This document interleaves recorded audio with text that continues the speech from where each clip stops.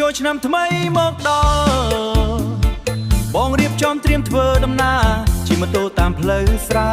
ទៅលេងស្រុកកំណើតវាស្រែបៃតងលីខ្យល់វាស្រែបៃតងលីខ្យល់សំលេងក្មេងៗសើចលាន់ដល់វត្តជួបមិត្តភក្តិរួមជុំគ្នាសប្បាយចិត្ត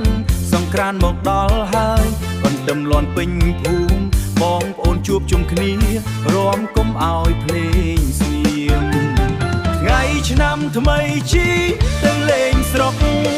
កន្ទឹមយ៉ាងបេះដូងរួមទៅកុំឲ្យយកខ្លីសប្បាយជុំគ្នាឆ្នាំថ្មីអូនឈររួមក្រោមដើមឈើ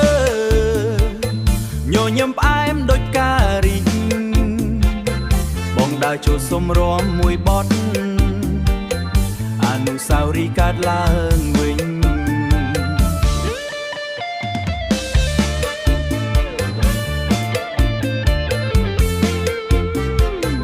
បងដើរចូលសុំរួមមួយបទ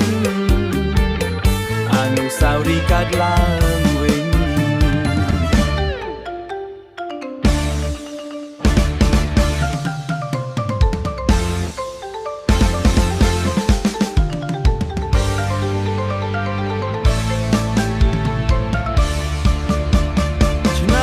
ថ្មីម្ដងក្នុងមួយឆ្នាំ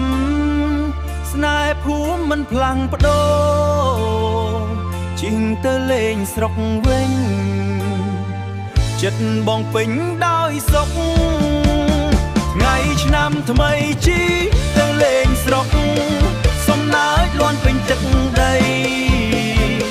កន្ទឹមបន្លឺជាសក្ខីឆ្នាំថ្មីនេះសប្បាយណាស់